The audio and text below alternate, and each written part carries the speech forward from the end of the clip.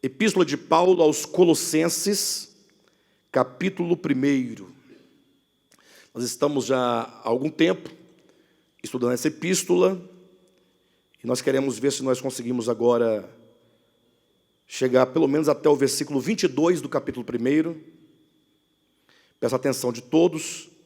Para poder ter uma leitura, um entendimento maior, eu vou repetir a leitura a partir do versículo 13 até o 22. Tá bom? Leia comigo. Ele nos libertou do império das trevas e nos transportou para o reino do Filho do seu amor, no qual temos a redenção, a remissão dos pecados. Este é a imagem do Deus invisível, o primogênito de toda a criação. Pois nele foram criadas todas as coisas, nos céus e sobre a terra, as visíveis e as invisíveis, sejam tronos, sejam soberanias, quer principados, quer potestades, tudo foi criado por meio dele e para ele. Ele é antes de todas as coisas, nele tudo subsiste. Ele é o cabeça do corpo, da igreja, ele é o princípio, o primogênito de entre os mortos, para em todas as coisas ter a primazia, porque aprouve a Deus que nele residisse toda a plenitude, e que, havendo feito a paz pelo sangue da sua cruz, por meio dele reconciliasse consigo mesmo todas as coisas, quer sobre a terra, quer nos céus. E a vós outros também, que outrora éreis estranhos e inimigos do entendimento pelas vossas obras malignas, agora, porém, vos reconciliou no corpo da sua carne, mediante a sua morte, para apresentar-vos perante ele santos, inculpáveis e irrepreensíveis. Até aí tá bom. Nós vamos ministrar o versículo 23 apenas noutra ocasião, porque eu quero tratar de um ponto bem específico do versículo 23. Hoje eu quero dar ênfase, sobretudo, aos versículos 20, 21 e 22.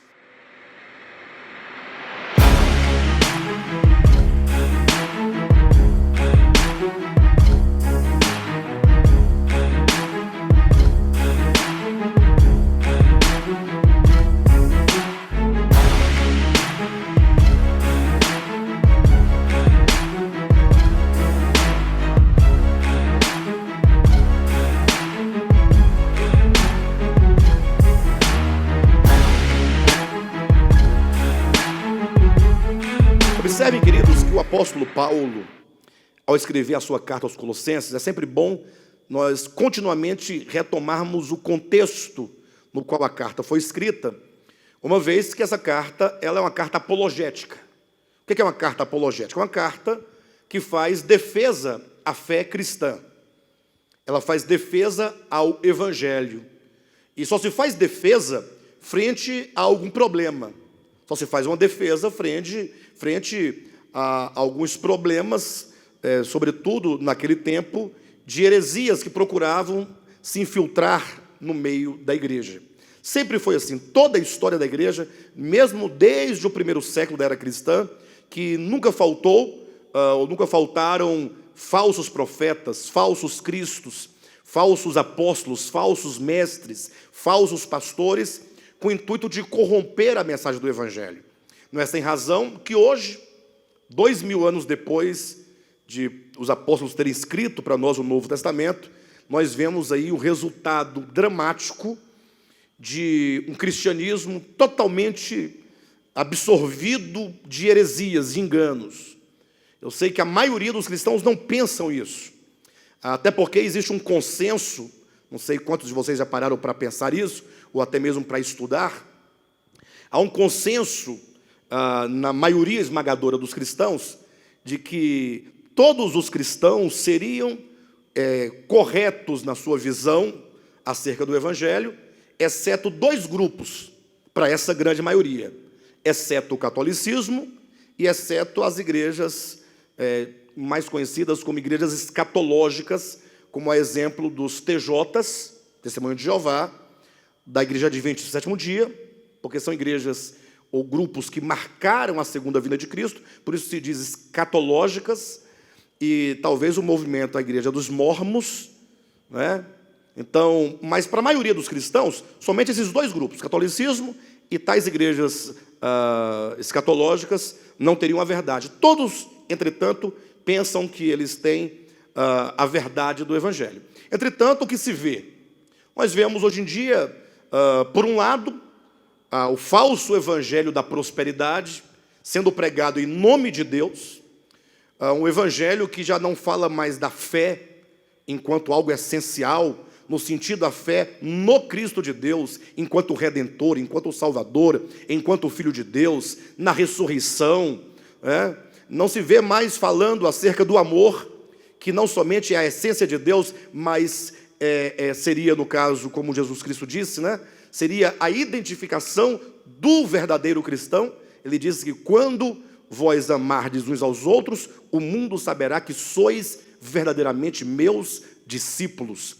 Então não se ouve mais um evangelho que fala sobre a fé, sobre a esperança, sobre o amor, sobre o perdão, sobre a caridade, mas se ouve muito um evangelho dizendo que você é a menina dos olhos de Deus, que se você for fiel a Deus, fiel no sentido dos dízimos e das ofertas, Deus vai abrir as janelas do céu e você vai se enriquecer, que Jesus se fez pobre para você ser rico, assim, que você não nasceu para ser cauda, mas cabeça. Ou seja, um evangelho totalmente voltado para as coisas terrenas, e quando não, há também um evangelho egoísta, porque embora se pregue de certa forma o poder de Deus, mas se prega para, obtendo tal poder, fazer grandes demonstrações, Tanto é que hoje em dia os grandes líderes reconhecidos e aceitos no meio do cristianismo são showmen, são homens show, homens. Tem até um programa que parece que tem o show da fé,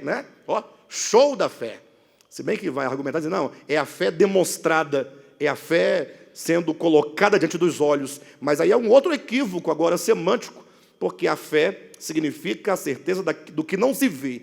Portanto, não pode ser também por esse caminho. De todo modo, vivemos hoje um tempo muito difícil. Paulo falava desse tempo, dizendo que nos últimos dias os homens iriam se cercar de mestres, não iriam querer dar ouvidos à sã doutrina, mas como que sentindo comichões nos ouvidos, cercar-se-iam de mestres como querendo ouvir as coisas para alimentarem a sua própria cobiça. Então vivemos num tempo de apostasia. E, portanto, essas cartas são tão importantes nos dias de hoje, quanto no tempo de Paulo. Então, ao escrever essa carta, Paulo fazia apologia ao verdadeiro evangelho, fazia defesa ao verdadeiro evangelho, apresentando o Cristo de Deus, a natureza do Cristo de Deus, quem ele é, qual é a sua obra, o que ele representa para nós, enquanto ele sendo o próprio evangelho dado ao homem, e isso para poder refutar as ideias, ou os ideais, ou as doutrinas falsas do judaísmo, sobretudo, e também do gnosticismo. E aqui, logo de início, o apóstolo Paulo passa a apresentar esse Cristo de Deus, dizendo o que ele é. Paulo vai dizer, ele é o princípio. Quando ele diz que ele é o princípio, ele quer dizer que todas as coisas, você pode ler aqui o versículo 15, 16, 17, 18, tudo diz isso, que todas as coisas que existem, só existem porque ele é o princípio vital, gerador de todas as coisas. Nada podia ou pode existir, senão por meio dele, senão nele. Ele é a causa ativa de todas as coisas. E talvez o grande problema do homem, e é o problema do pecado de todos os homens, é o fato de o homem não se reconhecer como sendo totalmente dependente dele. O homem é arrogante, o pecado é arrogante, o pecado é orgulhoso, e é um orgulho tão sutil que não poucas vezes nós nem mesmo conseguimos percebê-lo dentro de nós. Porque eu me lembro daquele texto, já falei aqui dezenas de vezes, mas é sempre bom trazê-lo de volta, porque é um texto que expõe a essência da queda do homem e a essência do pecado. Quando Deus fala por meio de Jeremias, no capítulo 17 do seu livro, Jeremias capítulo 17, versículo 5, falando sobre o homem caído, fala, maldito é o homem que confia no homem, que faz do seu braço mortal a sua força, e que afasta o seu coração do Senhor. Eu sei que os crentes dizem invocar o nome de Jesus, crer em Deus. Até acredito que há muitos que têm sim essa fé no coração, mas se nós bem pararmos para pensar sobre nós mesmos, nossa vida, nossa atitude, os nossos planos, nossos projetos, o quanto que nós nos identificamos com este homem de Jeremias 17, que é dito maldito. Porque maldito é o homem que faz do seu braço mortal a sua força. E aí, se nós pegarmos aquele texto de Mateus capítulo 6, quando Cristo diz: buscai, pois, em primeiro lugar o reino de Deus, e as demais coisas vos serão acrescentadas. Se você dialogar Jeremias 17 com Mateus 6, assim nessa comparação nós percebemos o quanto que nós nos identificamos com esse de Jeremias 17, 5. Por quê? Cristo fala assim: olha, não vos preocupeis com o que é vez de comer, vestir, porque deixe que cada dia traga o seu próprio mal, mas busque em primeiro lugar o reino de Deus, porque as outras coisas serão acrescentadas. Então, teoricamente falando, pelo Evangelho, o crente em Cristo Jesus, ele deveria ter uma confiança total em Cristo, a ponto de colocar o reino de Deus sempre em primeiro lugar, a despeito de qualquer outra coisa da nossa vida humana. Mas é um fato que não poucos de nós colocamos as nossas coisas em primeiro lugar. Cristo ocupa um plano secundário na vida da maioria dos cristãos. Não que não devamos trabalhar, devemos viver dentro das igrejas, não é isso que eu estou dizendo. Eu digo assim, é que nós temos nossos planos e nossa preocupação e a nossa ansiedade, nós confiamos na nossa sabedoria, no nosso labor, no nosso trabalho, na aposentadoria. Ficamos sempre com muitos projetos materiais, que de certo modo são lícitos, e o reino de Deus fica assim: não, quando der nós vamos, quando der nós fazemos. Ficamos sempre nessa relatividade ou relativização das coisas divinas, né? Ao passo que lá em Jeremias, capítulo 17, contrapondo ao homem maldito, diz: bendito é o homem que confia no Senhor e cuja esperança é o Senhor.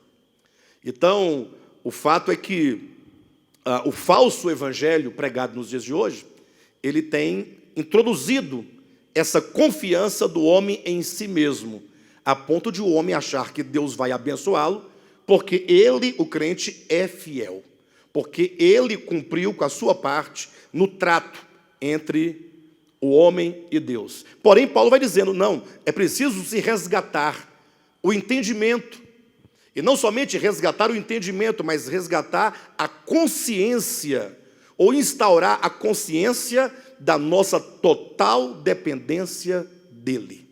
Sabe quando é que o homem ele começa a perceber essa questão? E o quanto que essa verdade se torna tão forte dentro dele? Geralmente, eu já tenho visto isso, não 2 nem 3 vezes, mas bastantes vezes, quando o homem adoece uma doença mortal. Quando o homem já não pode trabalhar porque está tomado pelo câncer. Quando os médicos falam que não há esperança. Quando o homem sabe que ele está ali, ele sabe que ele tem 6 meses de vida. É o tempo da sua vida que naquela cama ele passa a valorizar Deus em primeiro plano. E aí ele passa a valorizar, consequentemente, as pessoas.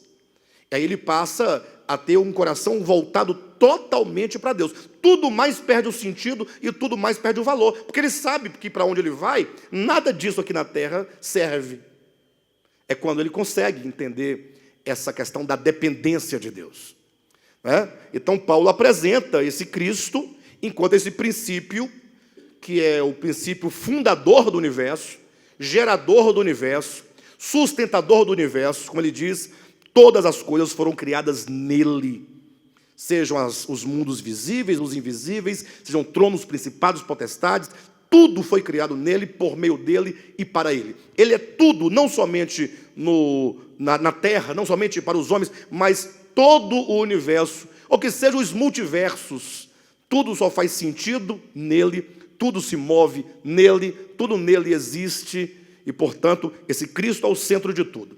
Agora, precisamos pensar a importância dessa centralidade de Cristo vinculada à nossa experiência cristã. Por isso que aqui no versículo 20, o apóstolo Paulo diz que esse que é tão grande, Olha, se você ler o versículo 20, mas não a partir do versículo 20, ou tomando o 20 como início, mas se você ler o versículo 20, partindo do entendimento que foi dito nos versículos 15, 16 e 17 e 18, você vai ver o contraste que dá no seu entendimento e como que o versículo 20 ele ganha uma dimensão gloriosa no nosso entendimento. Pense comigo, quem foi este que fez a paz pelo sangue da sua cruz? Se eu perguntasse quem é aquele que fez a paz, que trouxe a paz ao mundo, que ele trouxe de volta a paz para o mundo por meio do sangue da sua cruz, você teria que me responder pelo texto, aquele que é a imagem do Deus invisível. Você tem que me responder, aquele em quem todas as coisas nos céus e na terra foram criadas. Você tem que me responder, aquele em quem tudo existe, por quem tudo foi feito e para quem todas as coisas foram criadas. Então, ele é muito grande. Heráclito, embora não soubesse nada exatamente do evangelho histórico, mas já dizia no seu tempo, no 5º século antes de Cristo, acerca do Logos divino, que era exatamente, ele dizia, entendia na filosofia pré-platônica, desculpe-me, ele já dizia que o Logos é a energia vital de todo o universo, que a tudo cria, a tudo alimenta, a tudo sustenta. A energia criadora de todas as coisas. Aqui ele chamava de Deus, no entendimento dele, lógico. Mas aí veio João, no capítulo 1, e diz, o Logos, do princípio era o Logos, e o Logos estava com Deus, e o Logos era Deus. Na sua Bíblia está verbo, né? Mas o grego é Logos. Então, quando João diz, no princípio era o Logos, ele vai dizendo o Logos, por meio dele tudo foi criado, e ele criou, ele fala, e o Logos se fez carne e habitou entre nós, identificando Jesus de Nazaré, o Cristo encarnado, com aquele de quem os gregos falavam. Ou seja, este que entra na história humana, ele não é um mero homem, um mero mortal, também não é um mero bom homem, também não é um mero grande homem. Lógico que ele foi um bom homem e foi um grande homem, mas nenhum homem é comparado, ou pode ser comparado a ele, porque ele é aquele que sustenta todas as coisas. Uma das verdades fundamentais do Evangelho e da verdade de Deus é que Deus se fez carne. Essa confiança neste que veio ao mundo, salvar a humanidade. Então veja que Paulo vai dizer, e que havendo feito a paz pelo sangue da sua cruz. E nesse ponto, Paulo, ele coloca a obra de redenção, presta atenção, no centro da grandeza divina, no centro da grandeza de toda a história humana e no centro de toda a criação. É como que Paulo dissesse, olha, você tem que conhecer o Cristo de Deus enquanto aquele que é o tudo no universo, mas você tem que entender, sobretudo, como que esse Deus tão grande, ele também tem uma centralidade na história humana. Porque até aqui, Paulo fala sobre a obra de Cristo, enquanto o Criador, enquanto o princípio vital de todas as coisas. Agora ele quer colocar Cristo também no centro da história da redenção. Ou seja, a redenção do homem tem esse próprio Cristo que veio ao mundo com a firme missão e decisão de trazer a paz ao homem. Essa paz, na verdade, é recuperar, restaurar a paz do homem com Deus, essa paz que fora perdida por ocasião da queda. Tanto é que, se você ler o versículo 21, ele diz, e a vós outros também, que outrora eres estranhos e inimigos do entendimento pelas vossas obras malignas, agora, porém, vos reconciliou. E é isso que eu quero que os irmãos entendam. Quero que os irmãos entendam como que ocorre essa paz que ele realiza. Porque, infelizmente, vivemos no tempo em que tudo foi simplificado. E não somente simplificado, mas tudo ficou muito objetivado, fossilizado, dogmatizado, conceituado. Como assim? As pessoas pregam o evangelho da seguinte maneira. Elas falam assim, olha, Jesus te ama. É uma verdade, né? Jesus nos ama. E ele morreu na cruz para te salvar. Outra verdade. Maravilha. E você é um pecador, destinado ao lago de fogo. Também é uma verdade. E aí ele diz, mas se você aceitar a Jesus como seu único e suficiente Salvador, você será salvo. Você aceita? A pessoa fala, eu aceito. Aí ela pega, levanta a mão e fala, eu aceito a Jesus. E a partir daí, a pessoa tem a impressão, portanto, que ela tem a salvação. Alguém diria, pastor, mas não é verdade? Então, se a pessoa crer lá em Jesus Cristo, ela não tem a salvação? Tem. A Escritura diz que tem. Crê no Senhor Jesus e será salvo tu e tua casa. Olha o que está lá em Atos capítulo 16, versículo 31, salvo engano. Não é? Todo aquele que invocar o nome do Senhor será salvo. Romanos 10, 9. Não é isso? Marcos 16, 16. Todo aquele que crer e for batizado será salvo. Está tudo certo. A grande questão é, quando você diz que crer em Jesus, você tem que saber em qual Jesus eu creio. Porque esse Jesus, esse boneco de fantoche do cristianismo moderno e pós-moderno, que não tem poder de salvar nem a si mesmo, esse não nos salva. O Cristo de Deus, o verdadeiro Cristo, e não pense que eu esteja exagerando, se você ler 2 Coríntios capítulo 10, versículo 4, já naquele tempo o apóstolo Paulo dizia que havia naquele tempo outros Cristos, outros evangelhos e outros espíritos, que não era o Espírito Santo. Havia uma pluralidade de Jesus, outro Jesus que não temos pregado, outro evangelho que não tendes recebido, outro espírito que não temos ministrado, algo nesse sentido. Então, não se surpreenda em eu falar desse modo. O Cristo de Deus, ele é revelado aqui nas páginas das Escrituras como aquele que é o poder de Deus para a salvação de todo aquele que crê. E lembre-se, todo o meu desafio, e eu insisto nesse crer nesse evangelho desse Cristo, como sendo a única saída, e não um mero crer em qualquer Jesus que se prega em qualquer esquina, porque o próprio evangelho ensina que não existe evangelho que seja meramente anunciado para ser intelectualmente recebido. O evangelho de Cristo, ele chama o pecador para uma união com o Cristo do evangelho. Não é sem razão que o próprio Jesus ordena que ide fazei discípulos de todas as nações, como? Batizando-as em o nome do Pai e do Filho e do Espírito Santo. Sem entrar nos méritos dessa fórmula, o fato, não é bem uma fórmula, né, mas sem entrar nesses méritos, mas o fato é que é dito que onde se prega o evangelho, as pessoas são convidadas ao batismo. Mas não entenda o batismo como simplesmente um ato em água, como se costuma fazer, como mais uma cerimônia.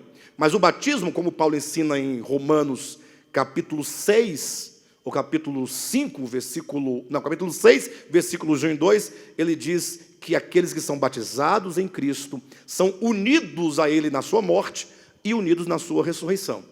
Portanto, o evangelho de Cristo, ele convida o homem a uma união orgânica com Cristo. Qualquer evangelho que prescinda desta união, qualquer evangelho que seja meramente formal, é falso. É evidente, e é importante salientar isso, que existe um aspecto judicial do evangelho. Cristo pagou os pecados por mim, ok? Eu tenho que crer nesse perdão de pecados. É o objetivo. Ele já realizou, já foi feito de uma vez por todas na cruz do Calvário. Entretanto, o crer nesta cruz e neste perdão implica necessariamente a minha união com Ele. Ou seja, não tem como eu crer no aspecto objetivo do Evangelho e não crer no aspecto orgânico do Evangelho. Essa cisão, essa dicotomia não existe nas Escrituras. Toda a Escritura, quando fala do Evangelho, vai estar completamente ali como duas faces de uma mesma moeda. Leia as cartas de Paulo, ele começa anunciando o Evangelho como proclamação dos feitos de Cristo. Na segunda parte das epístolas, ele fala, rogo-vos, pois. Ele vai estar sempre trazendo um rogo, um chamamento, um apelo para a união do crente neste evangelho, para que ele se aproprie deste evangelho em fé. E somente essa fé que do evangelho se apropria é uma fé genuína, é uma fé verdadeira.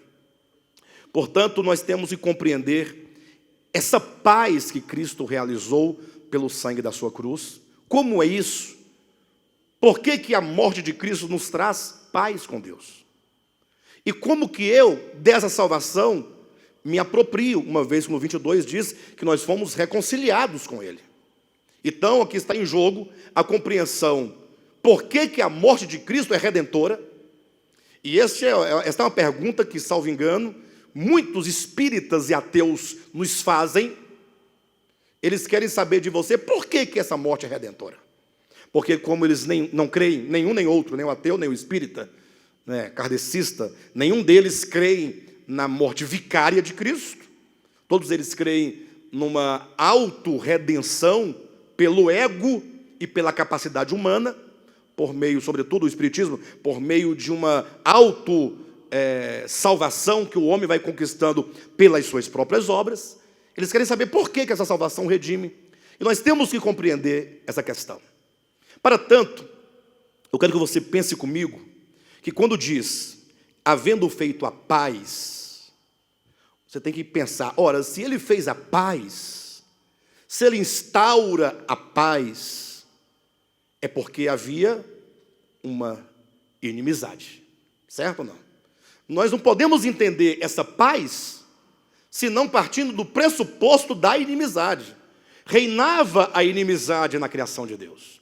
Alguém tem que trazer a paz e dar ao homem o caminho da paz, o caminho da reconciliação com Deus.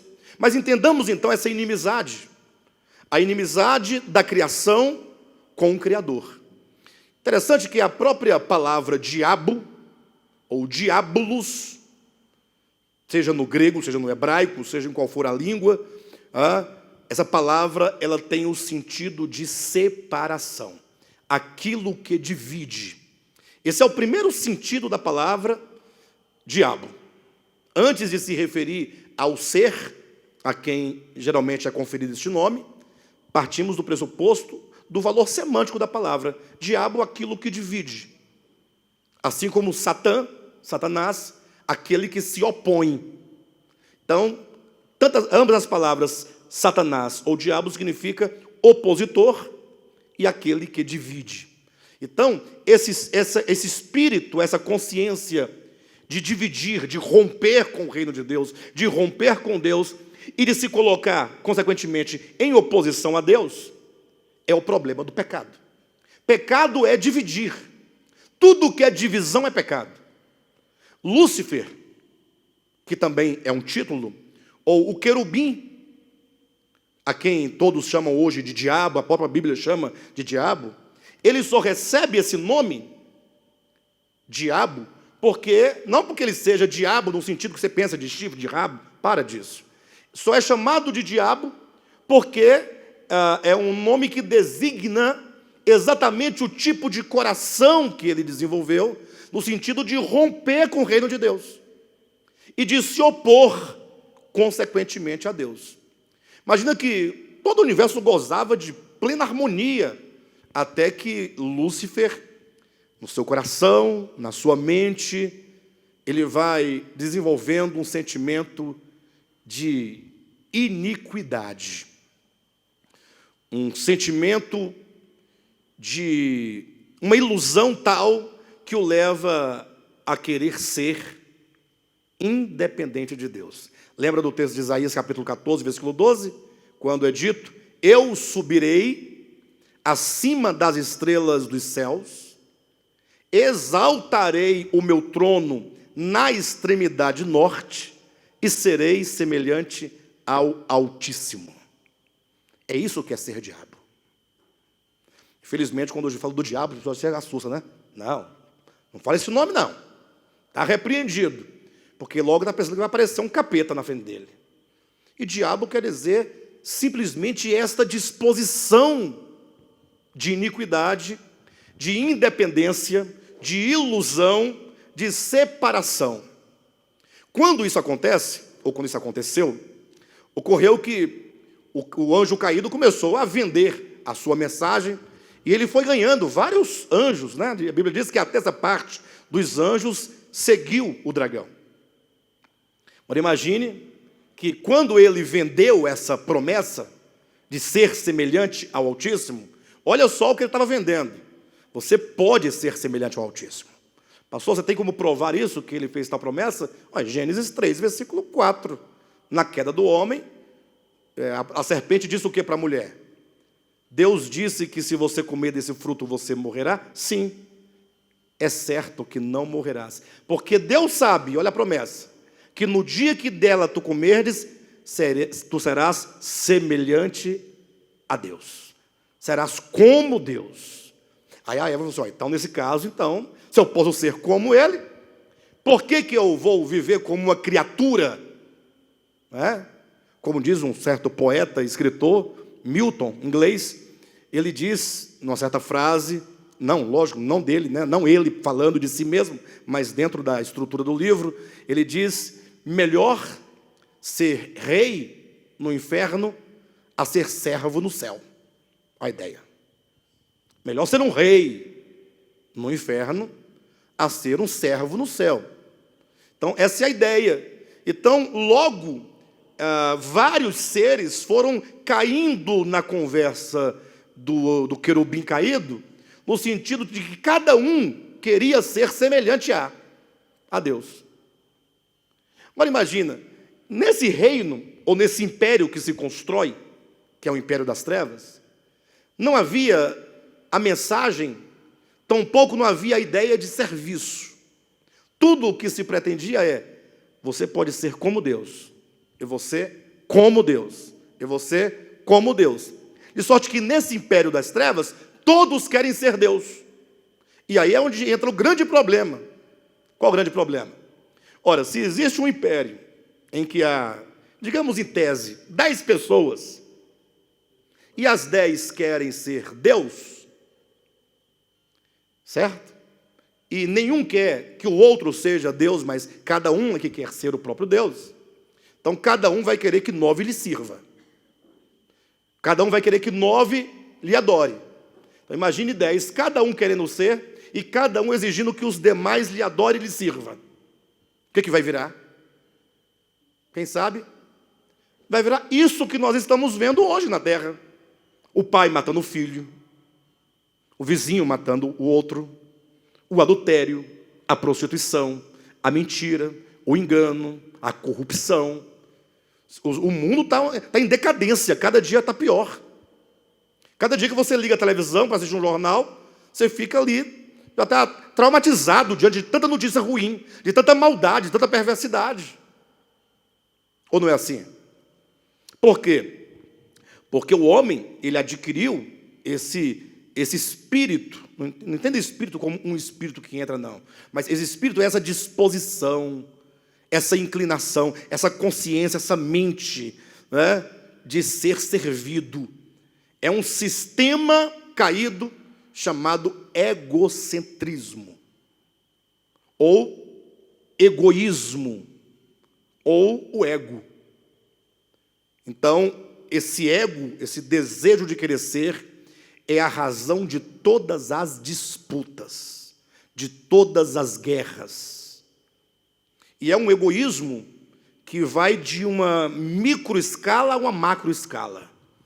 Sou eu, no meu individual, que quero ser servido por todos, quero ganhar de todos, quero ser melhor do que todos. E aí isso vai aumentando. É a minha família, agora, porque agora eu tenho filhos, esposa, então vim para cá, o meu povo, e nós aqui queremos ser a melhor família sobre todas as famílias, entende? Agora é essa família se assenhorando e se sobrepondo sobre todas as outras. Aí se você chegar numa cidade, agora é uma cidade contra todas as outras, depois é um país contra todos os outros. Então os homens vão criando as suas colmeias, né?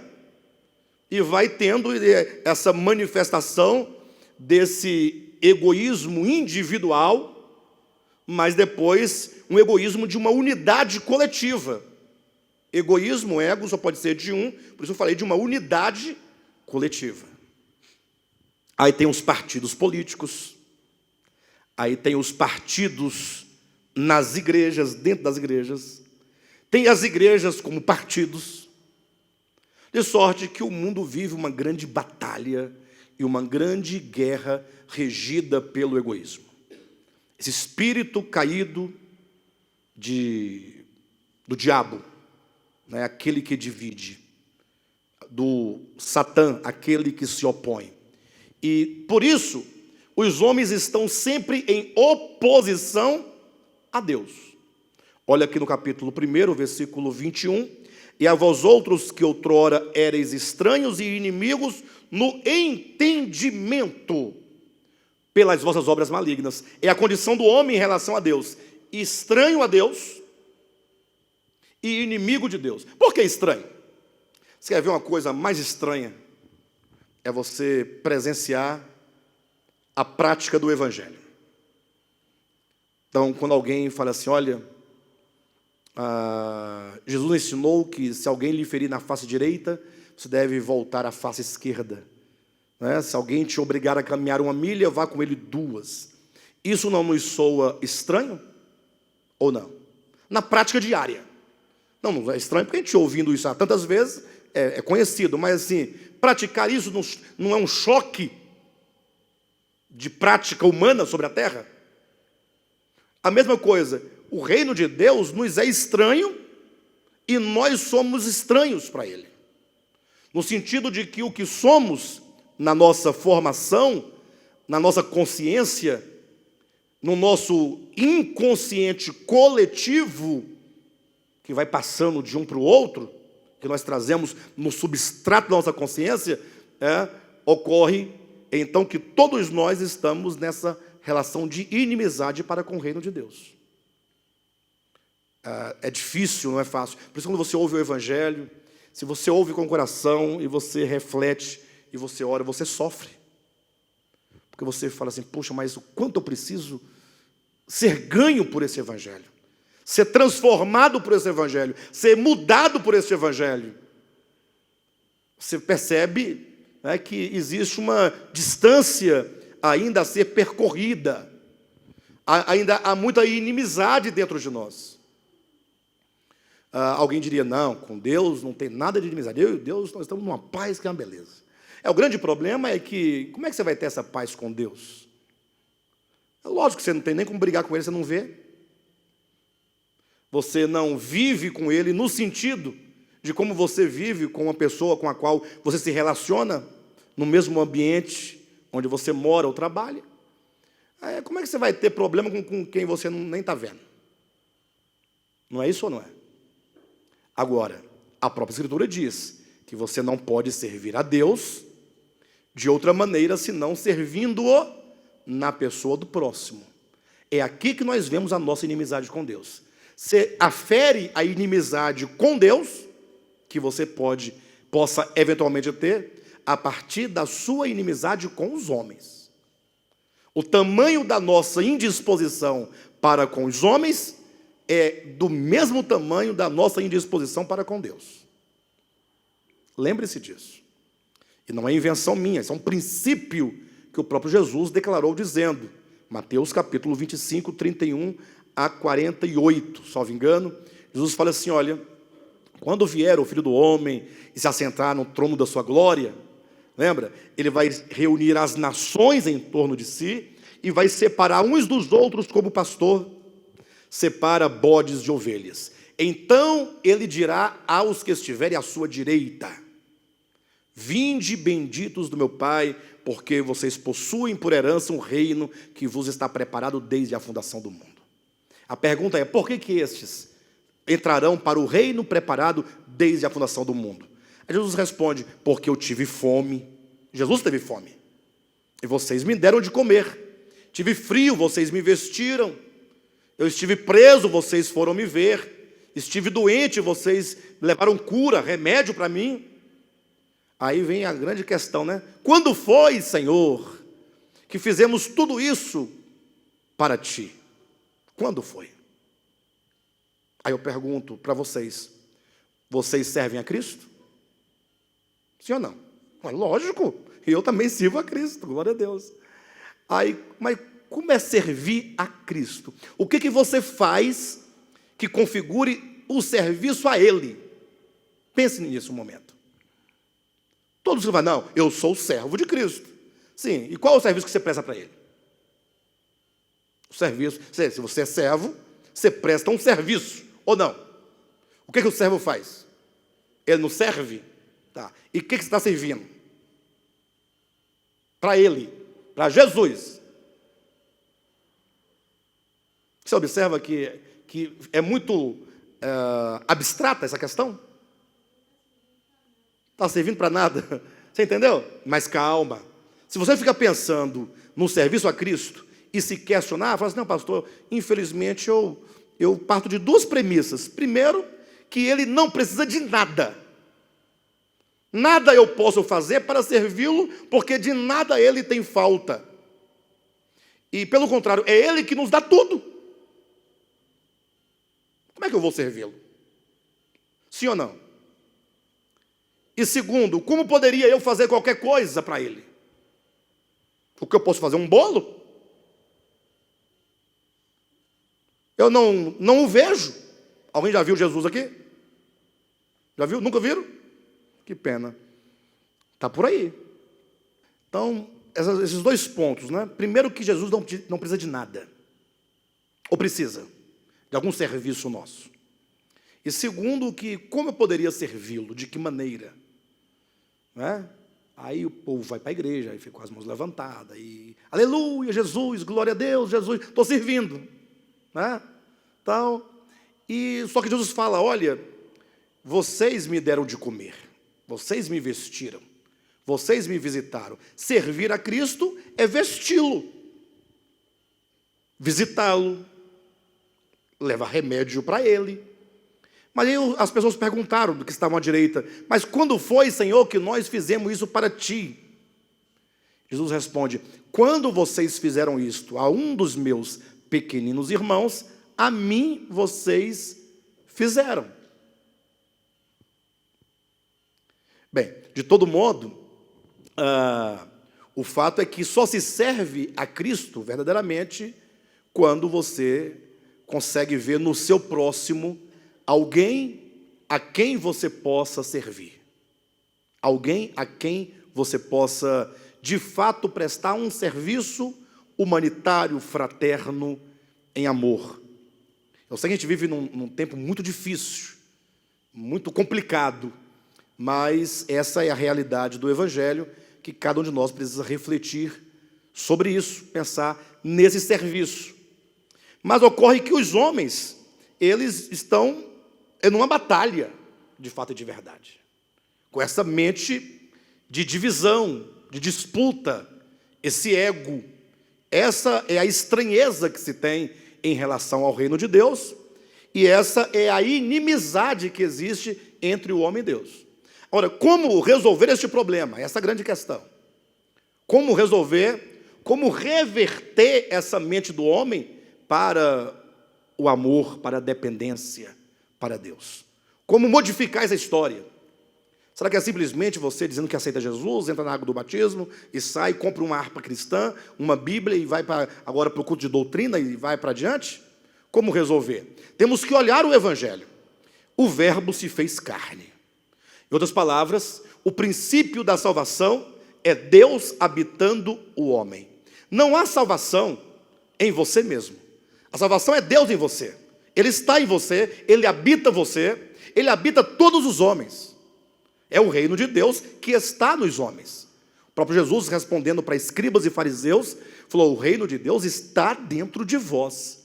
E esse reino é o próprio Deus habitando o homem. Esse reino é a própria vida que é Deus dentro do homem. Esse reino é essa presença imanente, é essa partícula divina no espírito humano de todos os seres humanos. O problema é que o homem não consegue perceber isso, não consegue tocar isso, Por isso o Evangelho vai mostrando que o Verbo se faz carne, se faz homem. É aqui, nesse encontro da divindade com a humanidade, que as coisas ocorrem, que essa salvação se opera, que a paz é restaurada. Agora temos um homem sobre a terra, que para salvar a humanidade, antes de tudo, ele tem que viver como homem sobre a terra. Você tem um viver humano de Cristo sobre a terra. Não somente a encarnação de Cristo, mas agora o seu viver humano. E este homem que vive sobre a terra, tem que viver como homem, não como Deus.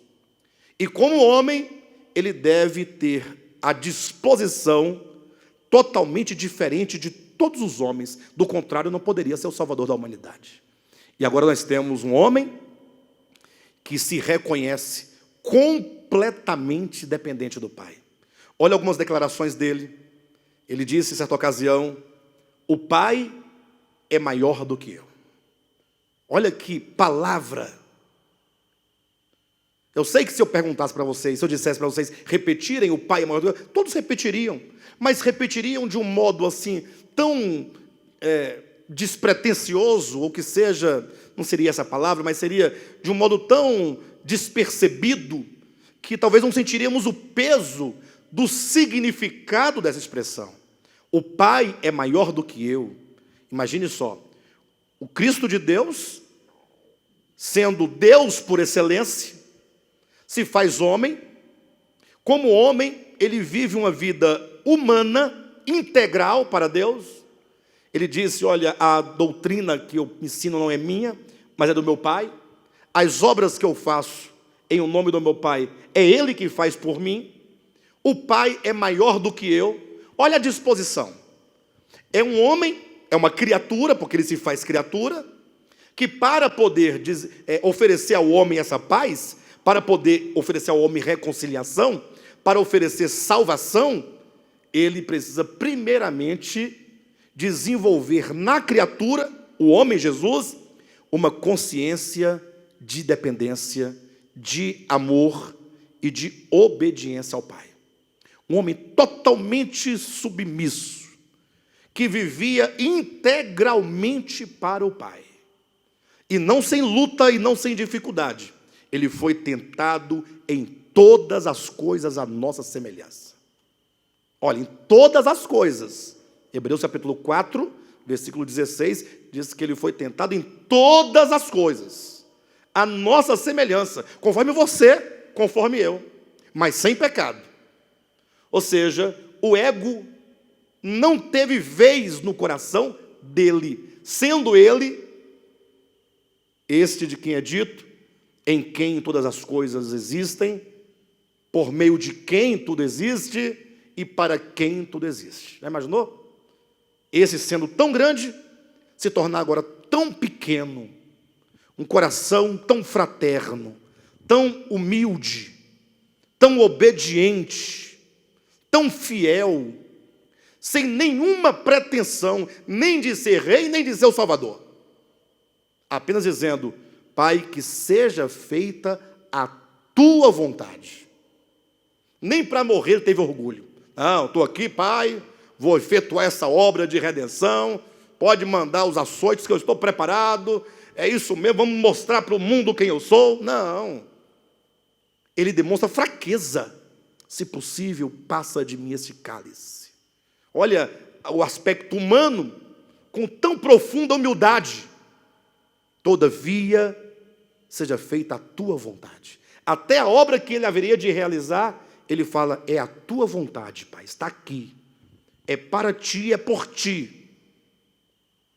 Este homem, ele vai promover no universo, no sentido de instaurar no meio da criação, como uma criatura, como eu poderia dizer, um lugar, um ponto onde se pode dizer: aqui tem paz com Deus, aqui, nele, aqui está a paz com Deus. Ter paz com Deus é ter um coração totalmente voltado para Ele, que é o oposto de toda inimizade. Lembram do Salmo de número 2, Diz exatamente isso, começa dizendo que os reis da terra, os príncipes, os povos, se levantam contra Deus e contra o seu ungido, dizendo: rompamos de nós os seus laços e sacudamos de nós as suas algemas. E aí o salmo vai descendo e o salmista vai dizendo: porque Deus já estabeleceu o seu Cristo como sendo o rei, por isso que os povos não querem que ele reine. Aí o versículo 12 conclui dizendo: povos, beijai o ungido de Deus. Deixa eu só verificar com precisão as palavras precisas do Salmo de número 2, para que não haja prejuízo. Ele diz assim no Salmo 2, versículo 12: beijai o filho, para que se não irrite e não pereçais no caminho, porque dentro em pouco se lhe inflamará a ira. Bem-aventurados todos os que nele se refugiam. Eu quero que os irmãos vejam: beijai o filho, e no finalzinho: bem-aventurados todos aqueles que nele se refugiam. Portanto, quando alguém diz assim: eu creio em Cristo, preste bem atenção nessas palavras. Quando alguém declara: eu creio em Cristo, nós falamos no início que crer no Cristo de Deus é diferente de crer no Cristo do cristianismo pós-moderno. O Cristo de Deus é este aqui descrito como aquele que, sendo Deus, não se aferrou ao fato de ser Deus, antes a si mesmo se esvaziou, se humilhou, assumiu a forma de servo e se fez homem, se fez servo dos homens, até o ponto de morrer pelo homem, e não morte qualquer, mas morte de cruz. Olha, toda essa ideia. Esse é o Cristo do Evangelho. O Cristo da pós-modernidade é um super-homem, é um super Jesus, no sentido de tornar agora todos os seus servos super-homens e mulheres maravilha. Todo mundo poderoso, todo mundo rico, todo mundo com poderes, poderes na política, poderes no mundo, poderes financeiros, toda sorte de poder. É diferente. Quando alguém fala assim: olha, se eu crer em Cristo, eu tenho salvação? Tem. Se você crer no Cristo de Deus, tem. Mas esse crer significa necessariamente acreditar que não existe outro meio e outro caminho de redenção, senão por meio daquilo que Cristo viveu e ensinou aos homens. Ou seja, é você conceber profundamente no teu ser que o ego, que é a raiz e a razão de todos os males da humanidade, é o grande pecado, e que aquele que crer em Cristo se propõe, no coração e na mente, a abandonar, a aborrecer completamente o ego. Lógico, cuidado para você não se entristecer. Eu falava até para o nosso querido irmão, o Ederson, isso, eu falava para ele que esse é um processo. Salvação é um processo. Você não vai, a partir de hoje, falar assim: eu não tenho mais ego. Só se fosse o ego falando, né? Mas é um processo. Temos que absorver essas palavras, meditar essas palavras, orar essas palavras e, sobretudo, nos expormos à exposição da palavra, como estamos fazendo aqui agora. Por quê? Porque nós estamos expostos diariamente a uma indústria do ego. Tudo que você vê e que você ouve na televisão, no rádio, na rua, no trabalho, é ego, ego, ego, ego. E isso nos forma, isso nos constrói. Não sei o quanto vocês sabem, o quanto que isso afeta a nossa consciência, e nos forma, e nos forja. Nós somos forjados. Então, a exposição à palavra é para que nós sejamos sempre alimentados e atualizados na consciência, nesse sentimento, nesse desejo e nessa procura constante. Razão porque a Bíblia diz que devemos nós congregar e nos encorajar uns aos outros, tanto visto que o tempo se aproxima, exortando uns aos outros, admoestando uns aos outros nesta verdade, nessa busca, a necessidade para essa formação. Uma criança, tão logo ela vem ao mundo, ela já traz em si o inconsciente coletivo da humanidade, que é o ego. Não, ela própria não tem ainda em si, ela sozinha, a criancinha, ela não tem ainda nem o seu próprio inconsciente pessoal, ainda vai ser gerado. Só que no substrato ali da sua razão, em desenvolvimento, está ali, as informações da humanidade. Todas elas, informação, desde o primeiro caído, o acúmulo, é o que chamam de consciência coletiva, outros chamam de consciência social, inconsciência, desculpe-me, mas está lá no substrato, e que não poucas vezes isso se manifesta no nosso consciente. Se a criança, quando começa a perceber o seu próprio consciente, já se vê egoísta. Não é uma natureza pecaminosa como um vírus. Não, é uma consciência, é um estado de consciência, é uma maneira de perceber, de interpretar o mundo e de se relacionar com ele. Então, crer no Evangelho é exatamente você olhar para o Cristo e falar assim, esse Cristo de Deus, com o seu viver humano e com os seus ensinamentos, que correspondem, o viver aos ensinamentos, é o caminho, é a verdade de Deus. Então você fala, eu creio, é como se você dissesse, eu vou passar para este lado, porque até então eu estava defendendo o lado de Adão caído, o lado da consciência caída, o lado do rompimento com o Criador e a sua criação. Eu estava do lado do pecado, do lado da queda. Quantos conceitos nós não temos que são perversos e pecaminosos? Quantos? Muitos. Então, é somente então, quando a pessoa entende isso e começa a absorver e tomar para si, ela se põe no caminho da paz com Deus, no caminho da reconciliação. Ela começa a sofrer esse processo de mudança. Então, a primeira coisa que nós temos que fazer é compreender o Evangelho. Segundo, desejar, querer. E depois, buscar esta verdade na sua experiência de vida.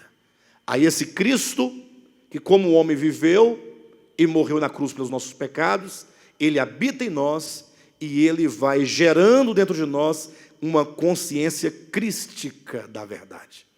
Lembra que Paulo fala, vós tendes a mente de Cristo? Entendendo que Paulo sempre coloca todos os fatos da redenção como consumados. Vós tendes a mente de Cristo. Aí eu estou dizendo para vocês, nós temos que gerar em nós esta consciência. Mas se nós temos, por que temos que gerar? Se vai gerar, porque não tem ainda. Mas veja, Paulo, ele sempre falava do ponto de vista judicial, consumado. Tanto é verdade que falando do próprio corpo humano, em Romanos 8, 29 ou 8, 30, o que ele fala lá? Que nós já estamos o quê? Glorificados. Já está glorificado, ele fala. Aqueles que de antemão conheceu, também os predestinou. Aos que predestinou, também chamou. Aos que chamou, a esses justificou. E aos que justificou, a esses glorificou. Passado. Mas não significa que você já esteja glorificado. Entende? Outro detalhe é quando Paulo fala que quando nós fomos batizados, morreu com Cristo o nosso velho homem. É um fato, morreu. O velho homem está crucificado com Cristo. Pronto, é um fato consumado. Em seguida ele diz, fazei, pois, morrer a vossa natureza terrena. Então eu preciso me apropriar de uma bênção que já existe nele.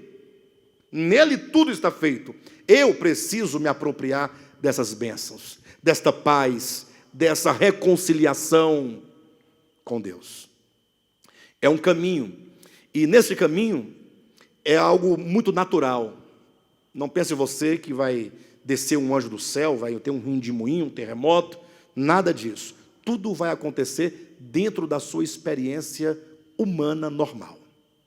Você vai observar, o Espírito Santo te fará lembrar dessas palavras, de outras palavras, em situações mais simples da sua vida.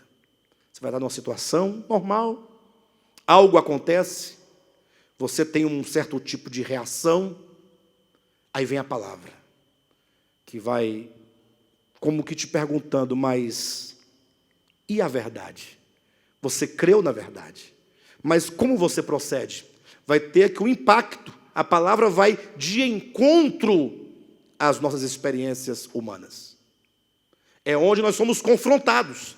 É onde a palavra nos confronta. É o que Cristo disse. Parte da semente que o semeador saiu a semear, caiu num solo rochoso. A semente logo nasceu. Logo nasceu. E foi crescendo. Vindo, porém, o sol, e visto que a plantinha não tinha raízes profundas, por causa das pedras, o sol, que deveria alimentar aquela plantinha, para ela crescer vigorosa, foi secar aquela plantinha, matou a plantinha. O sol. Né?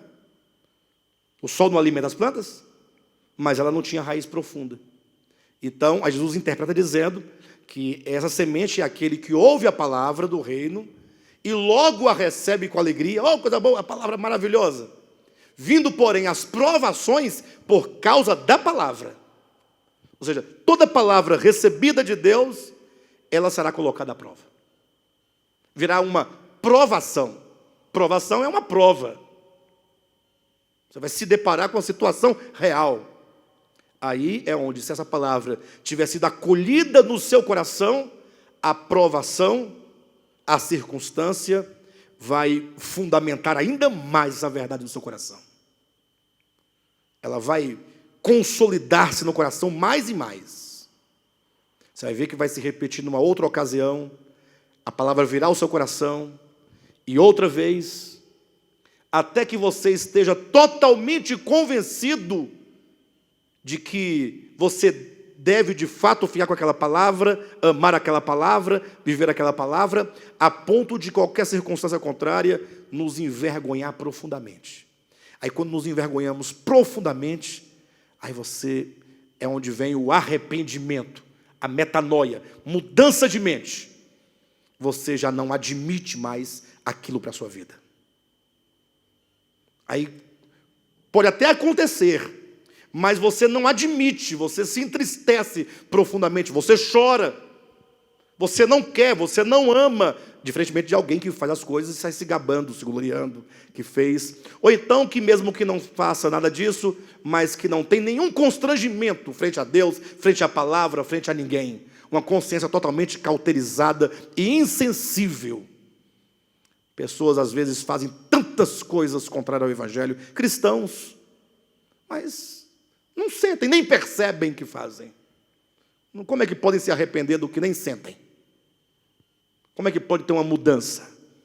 Então, o Evangelho chega a um ponto que ele vai gerando profundas mudanças. E aí você vê aquilo totalmente inadmissível. De forma que nas outras ocasiões, você já começa a prever as circunstâncias e já começa a ter mudança frente à circunstância, mudança de comportamento. Mas isso não foi obrigado.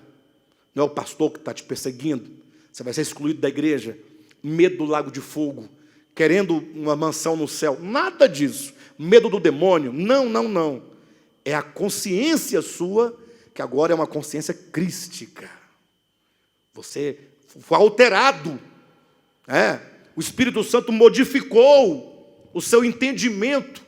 Ele transformou a maneira de perceber, de agir, de se relacionar. Vai sendo mudado. Você se torna uma outra pessoa. É um novo nascimento. É um novo coração. É um novo espírito. Portanto, um novo viver. Mas isso é uma história. Cada um aqui tem uma história. É certo que eu acredito que muito da nossa vida passada, cristã, apesar das experiências que tivemos com Deus, de tudo, mas foi tudo misericórdia divina, nos guardando, mas que muito pouco se aproveita, no sentido de que ficamos muito tempo lutando com as armas carnais mesmo, lutando um contra o outro, lutando com a própria Bíblia contra o outro, acusando o outro. Então, é a nossa experiência, todos nós. Quando nos apercebemos, falei, e agora? Tanto tempo perdido. Quanto tempo perdido? Aí temos que começar a dar os primeiros passos. E eu sempre digo, ainda há tempo. Eu tenho certeza. E creio que nós já estamos dando os primeiros passos. Que Deus já tem feito muito, só que ainda há muito mais a ser feito.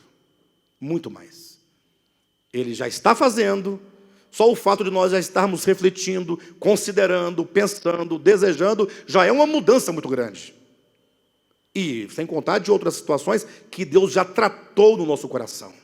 Ele vai tratando, ponto a ponto, aspecto a aspecto, até que nós, um dia nós vamos chegar à imagem do Filho de Deus, a perfeita estatura de varão perfeito. Novo homem, assim como ele é. Tá bom? Glória a Deus.